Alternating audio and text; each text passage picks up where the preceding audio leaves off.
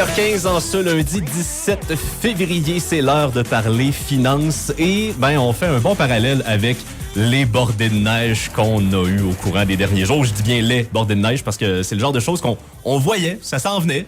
Mais il y en a quand même ce matin qui vont être surpris de devoir déneiger pour sortir de leur entrée ou de déneiger à voiture aussi, tout simplement. Donc là, ce matin, Bernard, premièrement, salut.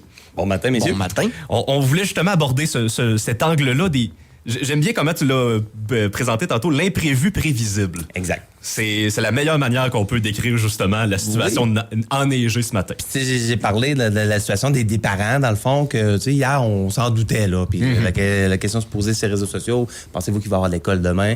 Donc, je pense confirmation que ce matin, il y en a 90% des parents ont trouvé des solutions. Bon, est-ce qu'on les envoie chez les beaux-parents? Est-ce qu'on a un service de garde? Est-ce qu'on a un endroit qu'on peut les laisser? Est-ce qu'il y en a un qui peut faire du télétravail? Donc, on s'entend qu'on ne pouvait pas être sûr à 100%, mais on l'a prévu. 95%, mettons. Admettons. Donc, aujourd'hui, je parle un peu de ça en général. Qu'est-ce qu'on peut faire pour prévoir que ce soit des invalidités, que ce soit éventuellement, j'ai pas de problème de liquidité, mais je vais avoir un auto acheté dans 1 an, 2 ans, 3 ans.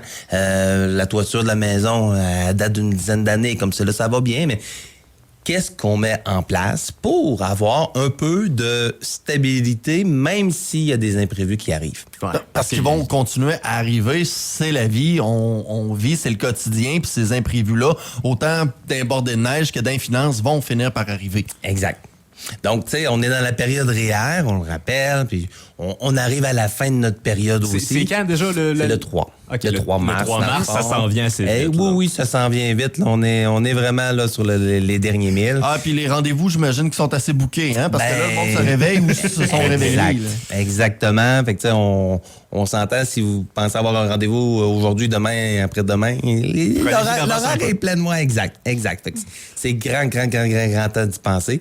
Puis, justement, ça en est une période que des fois, les gens, même si ça arrive à chaque année, si à chaque année, depuis les 10 dernières années, vous avez de la misère à avoir mis l'argent de côté, est-ce qu'il y a quelque chose qu'on peut mettre en place? Est-ce qu'il y a une contribution périodique? Dire à chaque semaine, il y a un montant que je vais mettre déjà dans mon REER pour que j'en ai déjà un peu plus que de la moitié de demi à la période REER. Fait que minimiser les chances d'en manquer pour notre cotisation. Puis ceux qui sont vraiment incertains, puis que les revenus, tu sais, sont un peu plus aléatoires. Donc, il y a possibilité de le mettre dans un CELI aussi, puis qu'à la fin de l'année, on se revire, puis qu'on fasse notre contribution avec. Donc, qu'est-ce que vous avez comme liquidité accessible? REER, c'est le fun. Tu sais, on va aller chercher notre taux d'impôt, notre économie d'impôt. Mais comme un coussin d'urgence, c'est pas nécessairement là-dedans que tu vas aller piger. Exact. Là, c'est pas un plan A. Là. On parle d'un plan CD. Mais un CELI peut être toujours disponible. Donc, à la base, ça devient un très bel endroit à mettre nos contributions. Puis, on s'entend que c'est du cas par cas, parce que pour certaines personnes, l'enfant est peut-être en secondaire 5, puis ça se peut très bien qu'à l'automne de 2025, qu'on puisse ressortir les sommes d'un REE. Donc, là, ça devient intéressant à tabarouette. Là, ça devient aussi quasiment un coussin de sécurité, parce que dans quelques mois, au cours de l'année, on va être capable d'aller rechercher cet argent-là, et c'est de l'argent qui est subventionné jusqu'à l'auteur de 30 c'est le fameux 30%. Là, ça. Oui, fait que c'est sur quelques mois, donc c'est intéressant. C'est extrêmement intéressant. Mais ça, c'est une stratégie à tenir en ligne de compte pour justement les parents selon le timing. Fait que c'est le genre de choses que c'est imprévu, mais si t'es capable d'être bien entouré. Exact. Puis c'est ça, puis ça reste une forme de prévisibilité parce que ça, c'est le classique de ton enfant est rendu entre 15 et 18 ans. Lorsqu'on parle de cette stratégie-là, beaucoup, on dirait que c'est du 15-18 ans. Fait que tu sais, c'est quand ton enfant va avoir 18 ans. Tu sais, ça va être quand ta dernière année que tu vas avoir l'opportunité, puis quelle année qu'il va falloir peut-être on serre la ceinture pour pouvoir faire une belle passe d'argent grâce à ça. Exact, maximiser cette stratégie-là, puis les subventions que le gouvernement est prêt à nous apporter. Donc oui, c'est quelque chose qui est prévisible, mais qu'on doit penser, qu'on doit se faire, qu'on peut planifier, parce qu'encore là, ça les prend les sommes. Donc, qu'on va aller chercher. Il y a des possibilités d'avoir des prêts, bien entendu. Et si on revient à la base, la première chose, c'est si jamais, justement, il y a une invalidité, qu'il y a un arrêt de travail, mais c'est quoi que tu as en place? Est-ce que tu as des assurances collectives au travail? Puis, il ressemble à quoi tes protections? Est-ce que dans les dernières années, vous avez changé d'assureur, puis qu'ils ont augmenté, ils ont réduit? ce qui arrive quand même assez souvent. Bon, ben, est-ce que tu as accès à 70% de ton revenu? Est-ce que tu as accès simplement à 55% de ton revenu? Est-ce que c'est suffisant, 55% qui est l'assurance emploi? Pour certains, ça va être bien en masse. Ils vont être capables, avec question de dette, de passif, de paiement à faire, ça va arriver quand même. Puis ils vont peut-être s'en mettre un peu moins de côté. Mais après ça, qu'est-ce qui te reste? Est-ce qu'on doit aller couvrir les dettes? Est-ce qu'on doit aller couvrir l'excédent de salaire pour dire que, OK, mon collectif m'en couvre 50%, mais je vais aller chercher, mettons, le 20% supplémentaire que j'ai le droit d'aller chercher, je peux aller le couvrir également.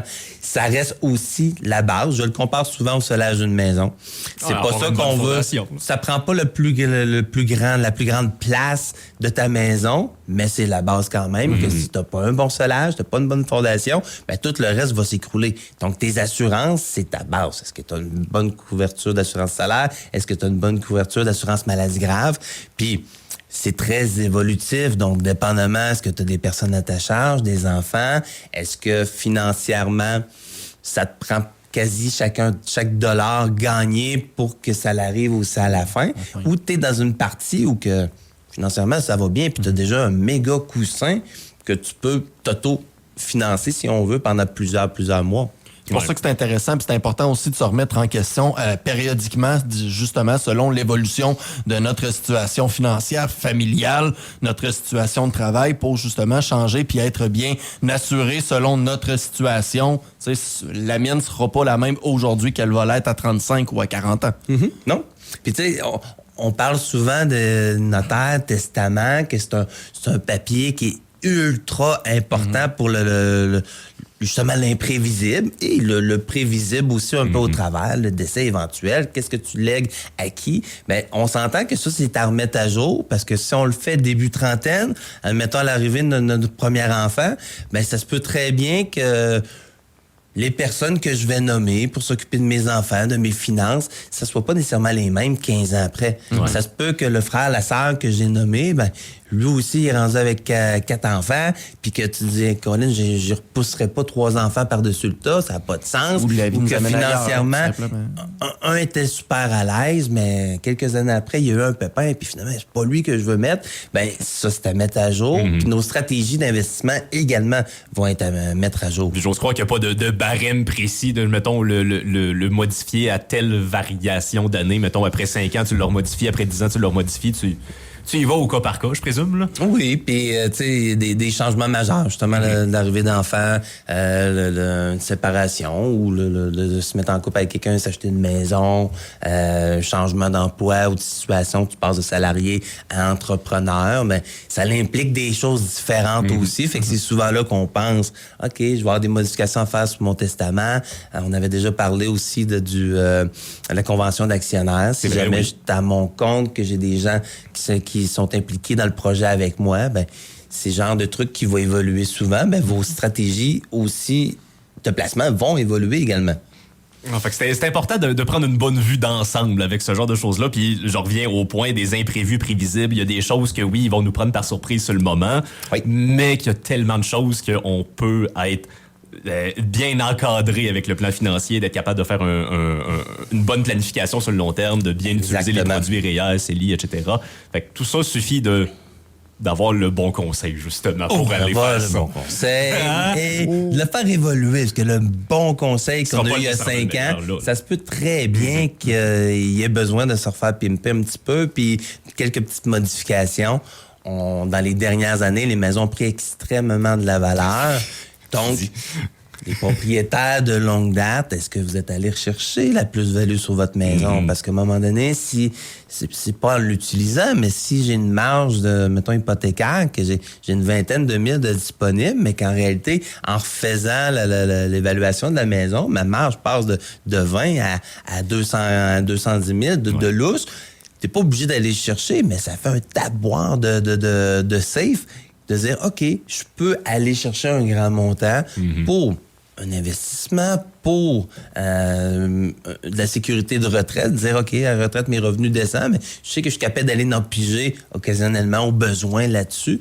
Ça demeure une superbe stratégie aussi pour faire de la flexibilité, s'assurer que s'il y a un imprévu qu'on n'a pas vu arriver, ben, on est capable d'aller chercher, parce que quand ça va pas bien financièrement, aller demander une évaluation ou grossir une marge à une institution financière, on s'entend que c'est pas le bon timing. C'est pas là.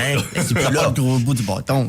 Ça. Non. Assure-toi d'être entre de bonnes mains puis d'être capable de bien défendre tes points financiers aussi après. Là. Et voilà. Fait que si les gens veulent prendre rendez-vous pour faire ce genre de vue d'ensemble-là, on peut vous appeler. On va sur le site web aussi desbonsconseils.com. Puis on se rappelle, là, la date limite pour les REER, c'est dans pas long. Fait que t'arrives pas trop pour ce genre de rendez-vous. Exact. Faisons comme c'était hier. Non, mais c'est ça. On est vraiment à l'heure de prendre notre rendez-vous. Il n'a pas été pris. Go. C'est là. C'est maintenant. Appelle aujourd'hui pour peut-être l'avoir dans les prochaines semaines. Et voilà. Fait que merci beaucoup, Bernard, encore une fois. Puis on va se dire à la prochaine. Yes. Merci. Bonne semaine. Allez. Desbonsconseils.com vous a été présenté par Éric Veilleux et son équipe située au 135-25 boulevard Lacroix à Saint-Georges. De la naissance d'un enfant au transfert d'un patrimoine, différentes stratégies s'offrent à vous. Parce que chaque situation financière est unique. Vous devez vous assurer d'en tirer le maximum. Notre équipe d'expérience est là pour vous donner les bons conseils dont vous avez besoin. Communiquez avec nous au 228-72-24 ou desbonsconseils.com.